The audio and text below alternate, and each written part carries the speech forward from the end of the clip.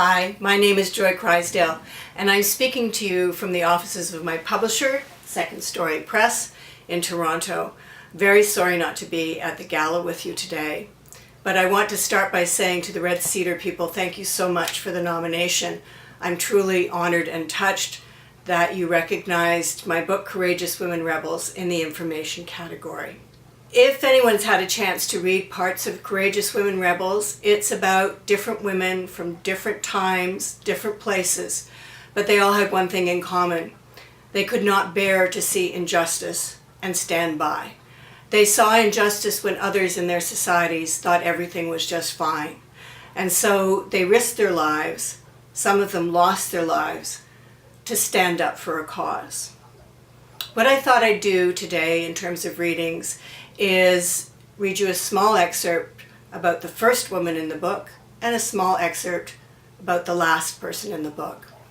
The first woman in the book is named Olimp de Guiche. She had a great name, and she was born in 1748 in France. She stood up for women's rights when women had no rights and barely anyone else had before. She demanded rights for women.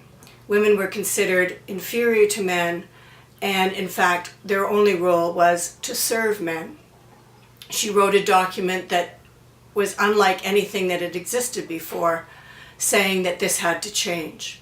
Unfortunately, she made the leader of the revolutionary government, the new government in France, very angry, and this led to her death. And so the chapter on Olimp de Guiche begins with her end. Moments before she was to be executed in a Paris city square, Olimp de Guiche addressed the crowd who gathered to watch. It was November 1793, and the terrible period in France's history called the Reign of Terror had begun. Many thousands would lose their lives, as de Guiche did, to the guillotine, a machine named for the doctor who invented it as a way to quickly take off people's heads. "Children of the homeland," Olimp cried, "you shall avenge my death." Although this extraordinary woman's vision of equality was hundreds of years ahead of its time, she could not see that she stood almost alone in her foresight and courage. After her death, instead of being avenged, she was denounced and insulted. Some said her political activities showed she was insane. Her enemies said she should have kept to her place as a woman. Today, however, it is clear that Olimp de Guiche created history. The last chapter of Courageous Women Rebels is about a 13-year-old girl from northern Ontario named Shannon KU Stashin. Shannon KU Stashin wanted a decent school for her community, and to win that fight, she and her classmates went to Ottawa to meet with a man named Chuck Strahl, who was the politician in charge. This excerpt that I'm going to read is about the meeting that Shannon had with Chuck Strahl. For 8 years, the government had been promising to give Shannon's community a decent school for its children. Recently, Strahl had canceled that promise. Shannon began her conversation by telling the minister she wished she and her brothers and sisters had a school to go to that looked as nice as his offices. But then Strahl told Shannon and the others with her he was standing firm.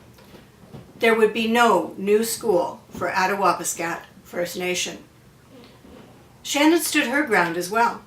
She shook Strahl's hand and told him, "We're not going to quit." Shannon KU Stashin was at the forefront of what would come to be called the biggest youth-led children's rights campaign in Canadian history. She became the face of a movement bent on obtaining a basic right for her people, a good education. Sadly, Shannon was killed in a car crash at the age of 15, a few years after her trip to Ottawa. But others continued her fight for her dream. And about 4 years after her death, there was a school, a good school, erected in her community.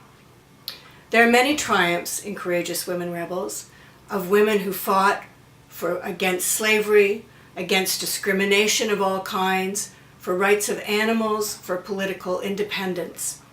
I hope that you get a chance to enjoy reading it sometime. And thank you again, Red Cedar, for the nomination, which I really appreciate. Have a great time at your gala.